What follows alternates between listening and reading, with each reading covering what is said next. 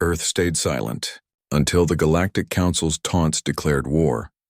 The enormous crystalline chamber of the Galactic Council stretched impossibly high, filled with thousands of alien representatives from across the known universe. The air hummed with tension as Admiral Marcus Rivera stood alone at the center of the judgment platform, the sole human representative summoned before this governing body of 437 spacefaring civilizations. Holographic displays surrounded the platform, showing images of Earth and its colonies.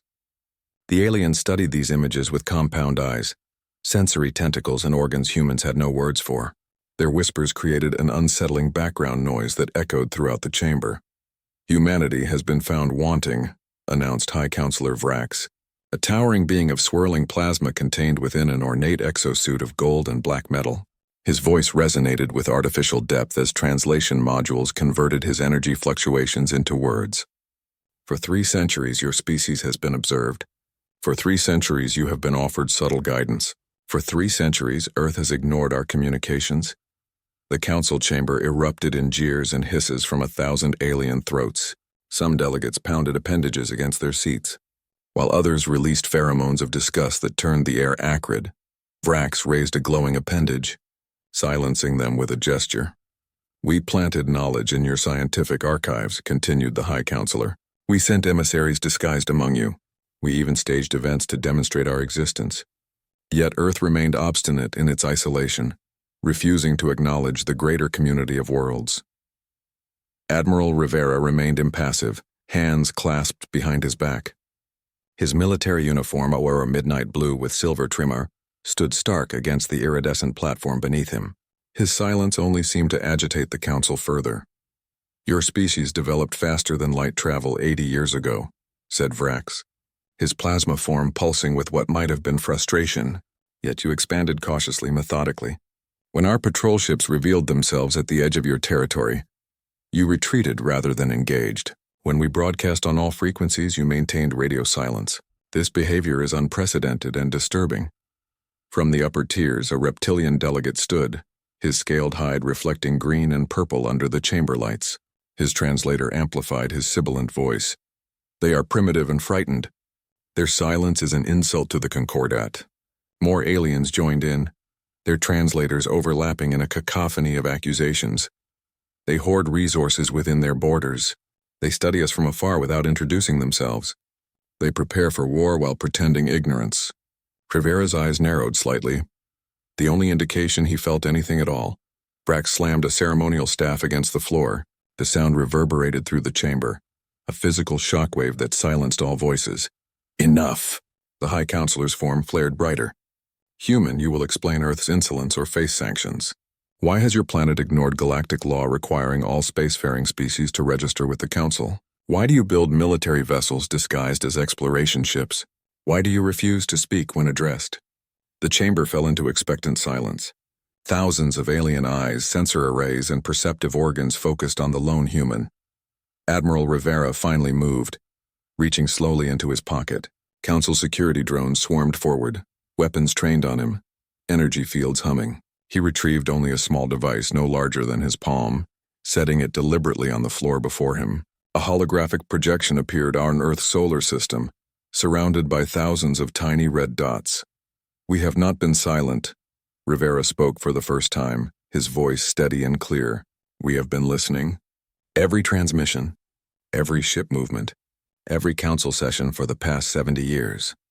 The chamber grew still as the red dots began connecting with planets, bases and outposts across the projection, spreading through the entire galactic map. Lines formed between them, creating an intricate web of surveillance. "Earth stayed silent because we recognized a fundamental truth about your galactic council," continued Rivera, his tone hardening as he gazed directly at Vrax. "You don't want partners, you want subjects."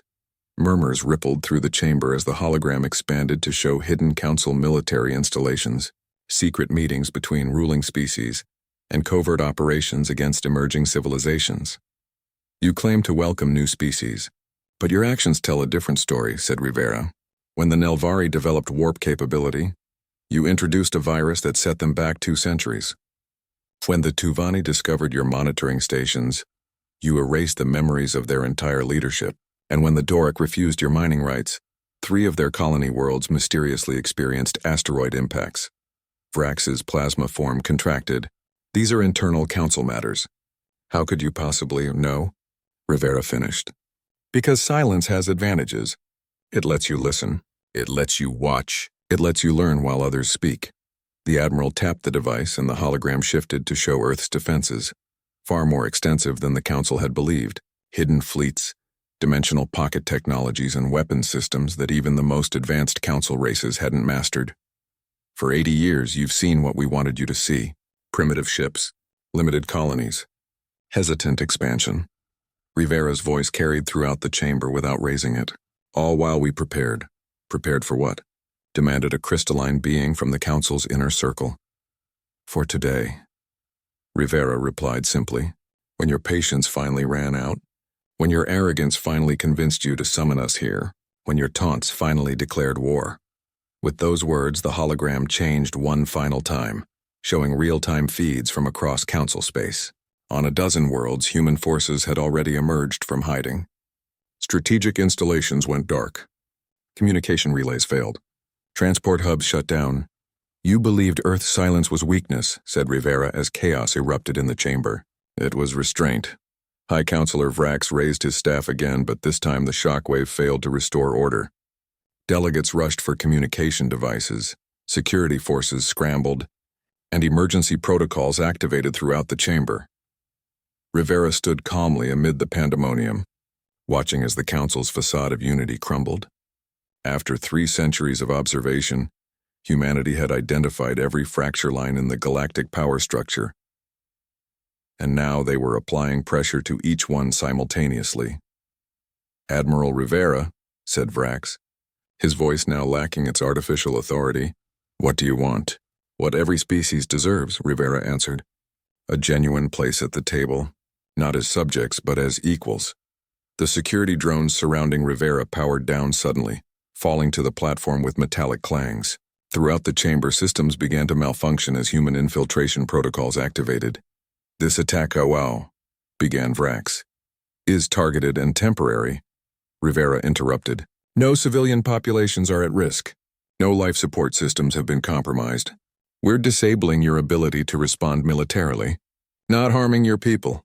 As if to emphasize his point, the giant view screens around the chamber activated, showing human ships positioning themselves near Council military bases, but notably absent from civilian centers. 3 centuries of silence ends today, said Rivera. Now we talk. As equals. Vrax's plasma form dimmed slightly.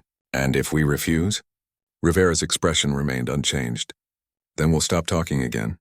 And next time, we won't announce ourselves first. The message was clear. Earth's silence had been a choice, not a limitation.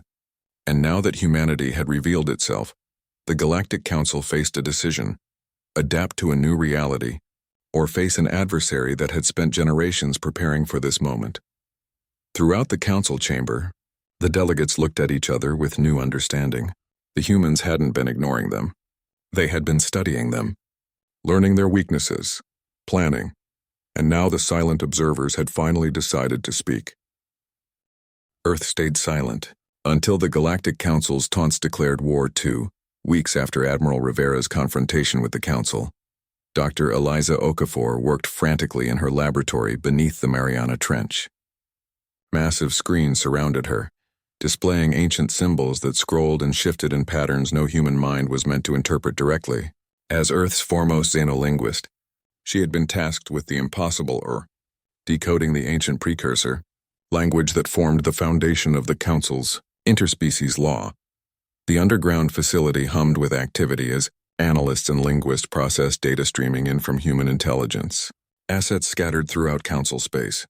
The blue-white light from the displays cast everyone in ghostly illumination, highlighting the exhaustion on their faces. Director Tanaka is on Secure Line 1, announced her AI assistant, its voice calm and measured despite the crisis. Eliza wiped sweat from her brow, pushing back her tight curls. She hadn't slept properly in days. Put him through. The largest screen shifted to show Director Tanaka, his weathered face grave. Behind him, the Strategic Command Center buzzed with activity. The Council fleet has mobilized, Tanaka said without preamble, his voice terse. 17 battle groups have entered the Orion Spur. Estimated arrival at Sol, 72 hours. That's sooner than expected. Eliza gestured toward her screens showing the ancient precursor text. I've only decoded 60% of the concordant text. Without the full legal framework, work faster, Tanaka interrupted. Operation Lighthouse begins in 4 hours. The connection terminated, leaving Eliza staring at the ancient symbols swirling on her display. The precursors, extinct for millennia, had created the foundation of galactic law, and the Council manipulated these texts to maintain their dominance over younger species. If humanity hoped to win not just the coming battle but the larger political war, they needed to understand the original texts, not the Council's self-serving translations. Halfway across the world, Commander Alejandro Duarte stood on the bridge of the Earth vessel Defiant, hidden within Saturn's rings. Through the viewscreen, the gas giant's splendor provided a stark contrast to the tension permeating the bridge. His crew, 30 of Earth's finest, are monitored. The quantum entanglement array that connected Earth's scattered forces throughout the solar system. Comms check complete, reported Lieutenant Novak, her fingers dancing across her console. All vessels acknowledge Operation Lighthouse protocols. Alejandro nodded grimly. And our special packages? Deployed to all targets, Commander. Dormant until activated. For decades, humanity had sent out unmanned probes ostensibly for scientific research. Each carried microscopic quantum-linked devices that had infiltrated every major council world, military installation, and communication hub. These fireflies had patiently waited, gathering intelligence and preparing for this moment. Begin final countdown, Alejandro ordered. Synchronize with Earth Command. On Mars Base Alpha, General Takeshi Yamamoto addressed the combined military leadership of Earth. The underground command center, carved from the red planet's bedrock, housed representatives from every Earth nation and colony. The Council believes we are technologically inferior, easy prey. Yamamoto's voice echoed through the chamber. They expect us to beg for mercy when their armada arrives. Instead, we will demonstrate why Earth chose silence all these years. Strategic displays showed the Council fleet's approach, 17 battle groups. Nearly 500 ships converging on the Sol system from different vectors. For 80 years, we've prepared for this day, continued Yamamoto. We developed technologies in secret. We built defenses they cannot detect. We placed agents and devices throughout their territory. His weathered hand hovered over a glowing activation key. We did not speak because we were not ready. Now we are. He pressed down firmly on the key. Across the galaxy, thousands of Firefly devices simultaneously activated. On the Council capital world of Nexus Prime, defense systems crashed, leaving orbital platforms dormant. Around the strategic shipyards of Tannhauser Station, navigation arrays malfunctioned, causing docked vessels to drift aimlessly. Throughout the Belcoric sector, communication networks dissolved into chaos as quantum interference scrambled transmissions. On thousands of worlds, screens displayed the same message in perfect precursor script. The silence ends, the reckoning begins. Back on the Defiant, Alejandro watched as data flowed in from across Council space. Status report, he commanded. Operation Lighthouse achieving 87% effectiveness, reported Lieutenant Novak. Council military command structure experiencing cascading failures. Their fleet coordination is breaking down. And our defensive positions. All units report ready, Commander. The Sol defense grid is online and masked. The dimensional pocket fleet is prepared for emergence. Alejandro nodded with grim satisfaction. For decades, Earth had appeared to possess only a modest defense force, a few dozen warships, some orbital platforms, minimal planetary defenses. The reality, hidden through advanced dimensional technology, was vastly different. Hundreds of ships waited in dimensional pockets throughout the solar system, invisible to conventional sensors. The Council expects to find a vulnerable Earth, Alejandro told his crew. They'll discover we've been preparing for this confrontation longer than they can imagine. On Earth, in the United Nations Space Command headquarters beneath Geneva, Admiral Helena Kotri reviewed final preparations with her staff. Holographic displays showed the status of every human. Military asset, or both those the Council knew about and those kept hidden. The first wave of Council ships will enter the outer system in 68 hours. said her tactical officer. Their approach vectors suggest a standard encirclement strategy. They're following their own playbook, Helena noted. The same tactics they've used against dozens of other species. The difference is, added her strategic AI, those species weren't expecting them. Helena smiled thinly. And we've been expecting them for 80 years. Throughout the Sol system, defensive positions activated. Hidden weapon platforms emerged from dimensional pockets around each planet and major moon. Stealth fields dropped from orbital installations that had remained undetected by Council observation. Back in her laboratory, Eliza Okafor stared in triumph at her main screen as the final pieces of the precursor language puzzle fell into place. "I've got it," she whispered, then louder. "I've got it. Full translation matrix complete." She immediately opened a secure channel to Director Tanaka. "The Concordat has been mistranslated from the beginning," she reported, excitement cutting through her exhaustion. "The founding principle isn't, all species must submit to Council governance for the greater harmony as they claim. The actual text reads, no single authority may claim dominion over diverse life without continuous consent of the governed." Tanaka's eyes widened slightly.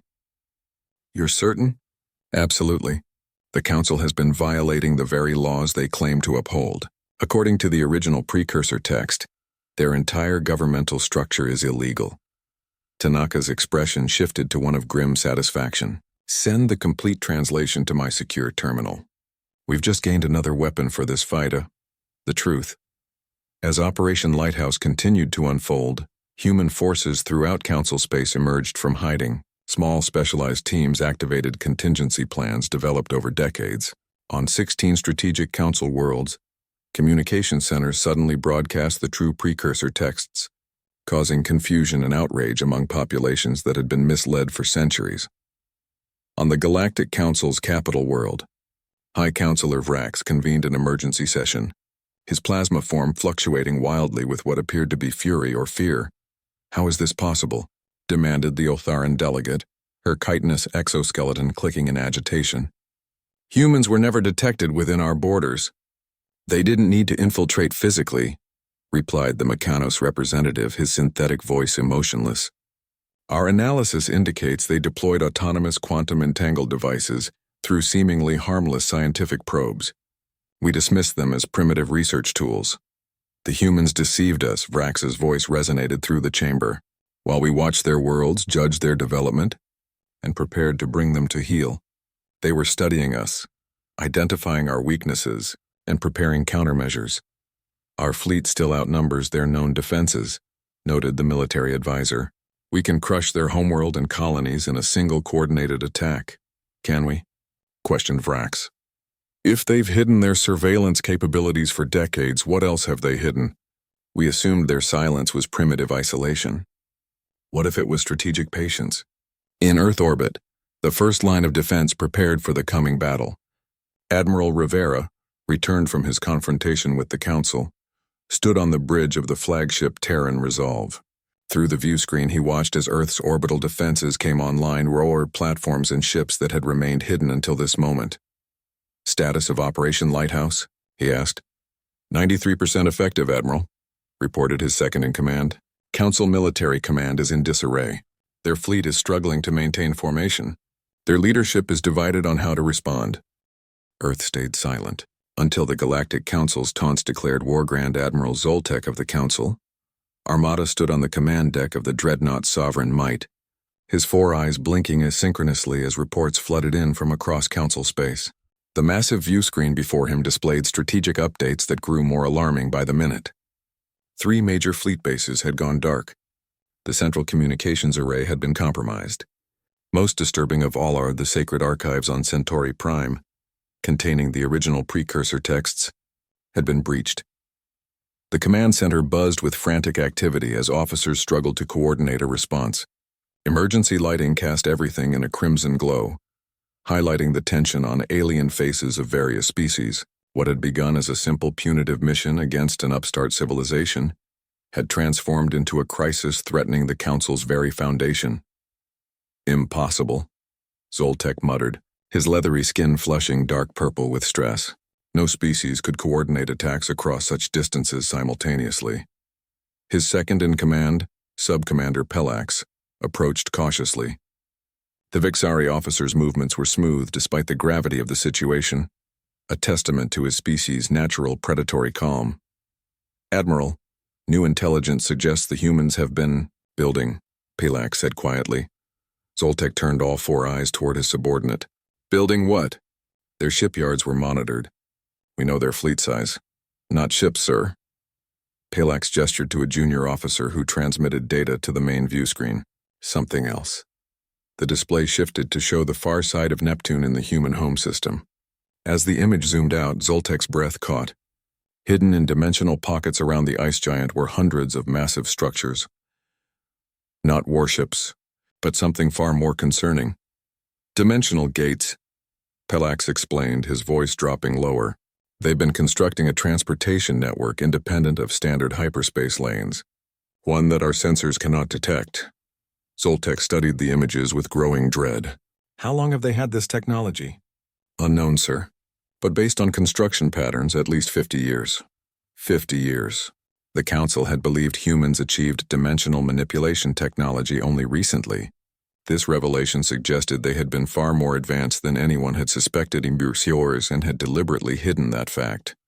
What else have they concealed? Zoltek wondered aloud. Meanwhile, on Earth, Colonel Natalia Volkov led a team of elite soldiers through ancient tunnels beneath the Atacama Desert. Their path was illuminated only by the soft blue glow of their tactical visors.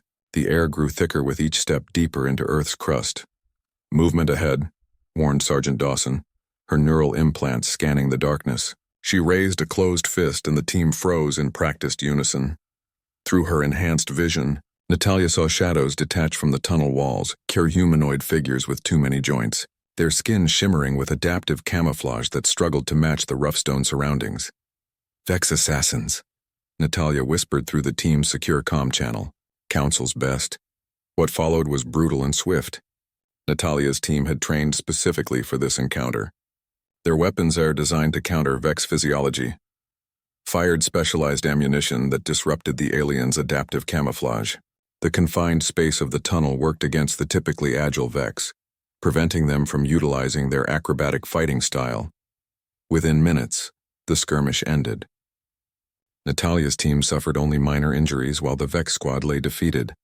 She stood over their dying commander whose camouflage flickered and failed, revealing a slender figure with triple-jointed limbs. "How?" It gurgled through a damaged translator. "How did you know we were coming?" Natalia knelt down, removing her helmet to meet the alien's gaze directly. "Because you've been trying to find this place for 30 years. We left just enough clues to make you think you were close." The Vex commander's multifaceted eyes widened slightly before dimming forever. "Secure the perimeter," Natalia ordered her team. "We need to reach the Chamber of Echoes before reinforcements arrive." Deep within the labyrinthine tunnels lay humanity's greatest secret, a precursor. Artifact discovered beneath Antarctica in 2082, and subsequently relocated to this more defensible position. The Council had been searching for it ever since, unaware that humans had already mastered its technology, the ability to hear across dimensional barriers. The Chamber of Echoes, as humans had named it, was a vast spherical room with walls inscribed with precursor symbols. At its center floated a crystalline device that defied conventional physics, parts of it seemingly existing in multiple dimensions simultaneously. For nearly a century, humanity had used this device to listen to the Council's most private conversations, learning their weaknesses, their fears, and most importantly, the location of their most valuable assets. As Natalia's team secured the chamber, a transmission reached her from General Yamamoto at Mars Command. "Colonel, Operation Lighthouse has achieved 90% effectiveness." His voice came through clearly despite being transmitted across planetary distances. "The Council fleet is in disarray. Phase 2 begins now." Throughout the solar system, the hidden dimensional gates activated simultaneously. Earth's real fleet, 3 times larger than the Council had estimated, emerged from dimensional pockets across Council space, appearing at strategic locations throughout the galaxy. On board the UES Thunderbolt, Captain Malik Hassani watched as his vessel and 50 others materialized in orbit around Nexus Prime, the Council's capital world. The surprise was complete. Our defensive platforms hadn't even powered up their weapons. Broadcast on all frequencies, Malik ordered. Let them know we're not here for destruction. His communications officer complied. Sending the carefully crafted message. Attention Nexus Prime. This is Captain Hassani of the Earth Defense Fleet. We have disabled your military systems, but mean no harm to civilian populations. Remain calm and await further instructions. Similar scenes played out across 26 strategic systems as human vessels appeared seemingly from nowhere. In each case, they targeted military installations while broadcasting assurances to civilian populations. Back on the Council dreadnought, Admiral Zoltek received the reports with growing horror. They're everywhere, he whispered, watching as status indicators turned red across the galactic map. How could we have misjudged them so severely? Sub-Commander Pilak studied the tactical display. They're not destroying our world, sir. They're neutralizing them. Indeed, the human strategy was becoming clear, rather than a campaign of annihilation. They were conducting surgical strikes against military targets while leaving civilian infrastructure intact. It was warfare with precision that the Council had never encountered before. They're fighting like they've studied our every weakness, Pelax observed. Because they have, Zoltek replied grimly. While we watched them with arrogance, they studied us with purpose. In Earth orbit, Admiral Rivera coordinated the global response from the flagship Terran Resolve. Holographic displays showed the position of every human vessel across the galaxy, their strategic deployments unfolding according to plans decades in the making. Council response forces are attempting to regroup at these coordinates, reported his tactical officer, highlighting a sector near the galactic core.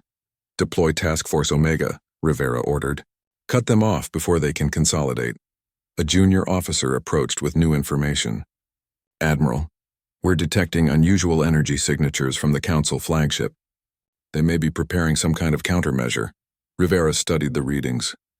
They're activating prototype technology, something they haven't field-tested. A desperate move, noted his second-in-command. Desperation makes enemies unpredictable, Rivera cautioned. Alert all commands to exercise increased vigilance. The Council still has resources we haven't accounted for. Meanwhile, in the vast underground complex beneath Geneva, Dr. Eliza Okafor presented her complete translation of the precursor, Concordat to the assembled United Earth. Government leadership. The Council has manipulated these texts for millennia, she explained, gesturing to the massive display showing side-by-side comparisons of the original text and the Council's version. Were the original advocates for autonomy and cooperation between species. Their translation demands submission and hierarchy. Director Tanaka stepped forward. How are we distributing this information? We've uploaded the complete, accurate translation to every major data network in Council space, Eliza replied. Their citizens are learning the truth about their government's deception, even as we speak. Reports from across the galaxy confirmed her assessment. On dozens of Council worlds, populations were reacting to the revelations with demonstrations, demands for explanation, and in some cases, open rebellion against local authorities. The Council's carefully maintained image of benevolent leadership was crumbling under the weight of truth. On the mineral-rich world of Kaldor III, Council mining operations ground to a halt as the indigenous population, inspired by the human broadcasts, rose up against their overseers. On the academic world of Terminus, scholars gathered to verify the human translations, confirming their accuracy and spreading the word further. The political foundation of the Council was fracturing along with its military response. In the IP, Earth stayed silent until the Galactic Council's Taunts declared war. High Counselor Vrax stood before an emergency session of what remained of the Galactic Council. The Grand Chamber, designed to hold representatives from hundreds of species, now appeared cavernous and empty with only 36 delegates physically present. The rest attended via secure holographic links. Though secure had become a questionable term in recent days. The Council headquarters on Nexus Prime had lost its aura of invincibility. Emergency lighting cast harsh shadows across the ornate architecture, and the constant hum of defense systems created an underlying tension that none could ignore. Outside, human ships maintained a blockade that allowed civilian traffic, but prevented military vessels from approaching. Vrax's plasma form flickered with agitation as he addressed the diminished assembly. "The human offensive has targeted our infrastructure rather than our populations," he acknowledged, his voice lacking its usual resonance. "Their attacks have been surgical, designed to disable rather than destroy. Yet they have humiliated us," roared Delegate Crozar of the Earthak Dominion, pounding his armored fist against his station. The massive reptilian scales had darkened to nearly black, a sign of extreme agitation in his species. "They have revealed our secrets, exposed our operations to all member species." The accusation hung in the chamber like a physical presence. For centuries, the Council had maintained its authority through careful information control, manipulating translations of the precursor laws to benefit the founding species. Now human quantum intrusion had broadcast the original text to every world in Council space, the humans claim. "We have violated the very principles upon which the Council was founded," said the mechanoid representative, their synthetic voice lacking the emotion that permeated the chamber. Analysis indicates their translations are accurate. "The precursor texts do not advocate for the hierarchical structure we have implemented." "This is irrelevant," insisted Crozar. "We have ruled for millennia. We have brought stability to the galaxy. Would they have us abandon this for some idealistic interpretation of ancient texts?" On the distant water world of Thalassa, Ambassador Jordan Reed met secretly with representatives from 12 mid-tier Council species. Unlike the hostile encounter at the Council chambers, this meeting had a different tone. The floating conference chamber, suspended beneath the azure waves of Thalassa's endless ocean, provided natural security against surveillance. Through the transparent walls, colorful aquatic life drifted past, oblivious to the historic discussions taking place within. "Your species has upended the balance of power," said Neri, a graceful aquatic diplomat whose translucent skin revealed the complex circulatory system beneath. "Many Council worlds now question centuries of policy."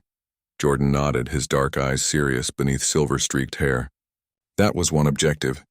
Earth remained silent because we recognized the Council's deception, but we needed proof before making accusations. The founding species have controlled precursor translation for millennia," added Thokral, a crystalline being whose faceted body refracted the blue light from the surrounding ocean. "Now my people learn that the resource quotas imposed on us were never part of the original Concordat." The representatives shared similar stories, centuries of manipulation by the Council's founding species, enforced through selective translation and interpretation of the precursor laws. "Earth offers partnership, not domination," Jordan explained, spreading his hands in a universal gesture of openness. "A new coalition based on the true precursor principles. And if the Council refuses to reform?" asked Velenka, a gaseous entity contained within an environmental suit. Jordan's expression hardened slightly. "Then they will find themselves increasingly isolated as more species recognize the truth." Meanwhile, aboard the Earth Command ship Thermopylae, Admiral Callan Morris reviewed the progress of what the media had dubbed the Silent War. The bridge hummed with activity as officers monitored tactical displays, showing the position of every human vessel in Council. Response: "Council forces are regrouping at these coordinates," reported his strategic AI, highlighting a sector near the galactic core. "Approximately 40% of their capital ships remain operational." Callan studied the display grimly, his weathered face illuminated by the holographic projection. At 62, he had spent half his life preparing for this conflict. "And our casualties? 23 ships lost, 14 space stations damaged. No civilian centers have been targeted by either side. A small mercy in this conflict. Earth's strategy had been clear from the start: expose the Council's corruption without causing mass casualties. The goal wasn't conquest but reformation." A priority message flashed across his console from Earth Command. The intelligence was stunning. Intercepted communications from the inner circle of Council founding species. 6 Council founding species are preparing a desperate measure, he informed his officers, his voice grave. "They're activating something called the precursor wellspring." A hushed silence fell over the bridge. No one needed to ask what this meant. During the long years of silence, Earth had discovered references to the wellspring, or a doomsday weapon created by the precursors as a last resort, capable of resetting technological development across entire sectors. If they activate it, Callan said, breaking the silence. Billions will die as life support systems fail across thousands of worlds. Lieutenant Commander Rhea Patel, head of Special Operations, stepped forward. Her dark eyes were intense beneath her regulation cap. Then we implement Harbinger Protocol. Callan's expression darkened further. That was meant to be our last resort. Now it's our only option, Rhea replied firmly. In the void between stars, thousands of dormant human probes simultaneously activated, revealing Earth's final secret, the ability to temporarily neutralize faster-than-light travel across vast regions of space. As the effect rippled outward, every ship, station, and world would be forced to rely on conventional physics until the wave passed. It was a desperate gamble. For the next 72 hours, the galaxy would effectively stand still, giving Earth one chance to reach the wellspring before it was too late. Back on Nexus Prime, the Council session descended into chaos as news of the Harbinger Protocol reached them. The sudden inability to utilize FTL travel had effectively trapped the delegates on the capital world. "This is unprecedented," exclaimed the Vortex representative, their swirling form agitated within its containment field. "The humans have disabled fundamental physics." "Not disabled," corrected the mechanoid delegate. "Temporarily altered within limited parameters. A remarkable achievement previously thought theoretically impossible." High Counselor Vrack struggled to maintain order. "The question remains, what do they want? If destruction was their goal, they could have achieved it already." A junior aide approached Vrax, delivering a message that caused his plasma form to pulse with what might have been fear. "The humans have located the wellspring," he announced to the assembly. "They're en route now." Silence fell across the chamber. The wellspring had been the Council's most closely guarded secret, a weapon of last resort hidden for millennia. "How could they know?" whispered Crozar, his earlier bluster replaced by dread. "They've known everything else," replied Vrax bitterly. "Why not this too?" At Earth Command in Geneva, Admiral Rivera coordinated the response to this new development. The chamber was a hive of controlled activity as officers and analysts processed information from across the galaxy. "Special Operations Vessel Shadow Dancer is en route to the wellspring. Coordinates," reported his communications officer. "Estimated arrival 48 hours. Rivera nodded, his face lined with concern. "And the Council forces?" 6 vessels confirmed heading toward the same location. "They have a head start but lack our dimensional jump capability." "It will be close," Rivera noted. "Too close." Director Tanaka entered the command center, accompanied by Dr. Okafor. The xenolinguist looked exhausted but determined. "We've completed analysis of all references to the wellspring in the precursor texts," Eliza reported. "It's not what the Council believes it to be." Rivera raised an eyebrow. "Explain." "The Council thinks it's a weapon designed to reset technological development," she said, bringing up complex diagrams on the main display. "But our translation indicates it's actually a repository. The complete knowledge of the precursor civilization, including their understanding of dimensional physics, which the Council plans to destroy rather than share," Tanaka added grimly. Rivera considered this new information. "So instead of preventing a weapon from being used, we're trying to prevent the greatest library in galactic history from being destroyed." "Exactly," confirmed Eliza. "And if the Council succeeds, countless advancements that could benefit all species will be lost forever." Throughout human space, citizens watched developments with a mixture of pride and anxiety. For generations, they had known their government was preparing for something, while massive resources directed to defense, technological research conducted in secret, educational emphasis on xenolinguistics and dimensional physics. Now they understood why. News broadcasts showed footage of human ships appearing throughout Council space, not as conquerors. Earth stayed silent until the Galactic Council's Taunts declared war. The ancient installation known as the Wellspring hung in orbit around a dying star, its architecture defying conventional physics. The structure, if it could be called that, existed partially in normal space and partially in dimensional pockets that human sensors struggled to map completely. It appeared as a series of crystalline spires arranged in an impossible pattern, with sections that seemed to fade in and out of reality. 6 Council warships surrounded it, their sleek hulls gleaming in the red light of the failing sun. Inside those vessels, the representatives of the Council's founding species worked frantically to activate the wellspring, before human forces could intervene. They were determined to reset the galactic order rather than lose their privileged position. Through a desperate dimensional jump that cost them 3 escort vessels, Captain Malcolm Drake and the crew of the Earth Special Operations ship Shadow Dancer had reached the facility ahead of the main fleet. The stealth vessel hung in the shadow of a nearby asteroid, its advanced cloaking systems rendering it virtually invisible to Council sensors. On the Shadow Dancer's bridge, Malcolm studied the tactical display with grim concentration. The mission parameters had changed significantly since their departure from Earth. What had begun as an attempt to prevent the use of a doomsday weapon had evolved into something more complex. A race to preserve the greatest repository of knowledge in the galaxy. No response to our hails, reported Communications Officer Jiang, her fingers dancing across her console. They're ignoring all frequencies. Malcolm nodded. And the wellspring activation sequence? Lieutenant Commander Rosen at the science station looked up from his instruments, his expression tense. Energy readings are spiking. They're accelerating the activation sequence. Time until the wellspring reaches critical threshold? Malcolm asked, already suspecting the answer wouldn't be good. 43 minutes, Captain. Too long for reinforcements to arrive. Too short to evacuate vulnerable populations across the galaxy. If the Council succeeded in weaponizing the wellspring, billions of lives would be disrupted as technology failed across countless worlds. Malcolm made his decision. Prepare boarding teams, he ordered. We go in now. What followed was a desperate assault against overwhelming odds. The Shadow Dancer broke from its hiding place, its dimensional drives creating a localized distortion that confused Council sensors. Before the enemy vessels could respond effectively, the ship launched its specialized assault craft, who were small, agile vessels designed for rapid insertion operations. The Council ships opened fire, energy weapons lashing out at the human attackers. 2 assault craft were destroyed immediately, their crews lost in silent flashes of light.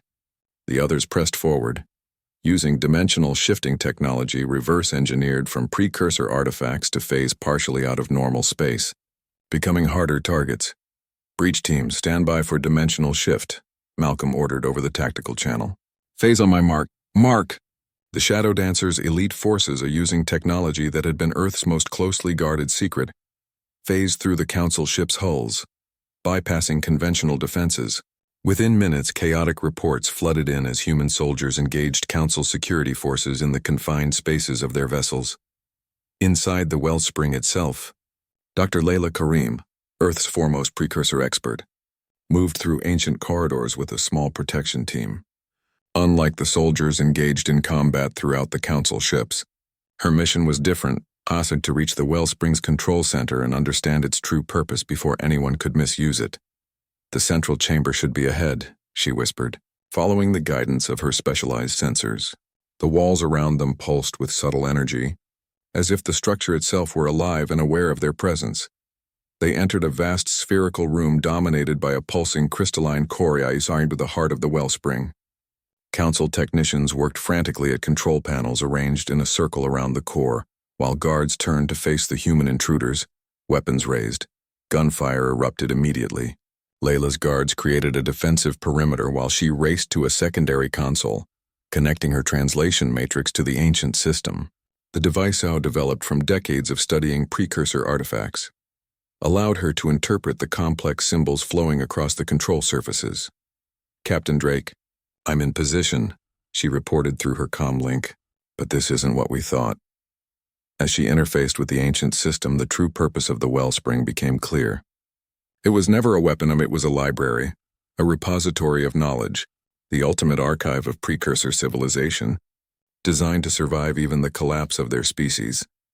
The Council founders had discovered only how to weaponize its power distribution system, not its true function. They had planned to use it to reset technological development across the galaxy, unaware that they were preparing to destroy the greatest treasure in cosmic history. The precursor data is unlocking, Layla gasped as symbols cascaded across her display. Her fingers moved swiftly, inputting commands based on her decades of research.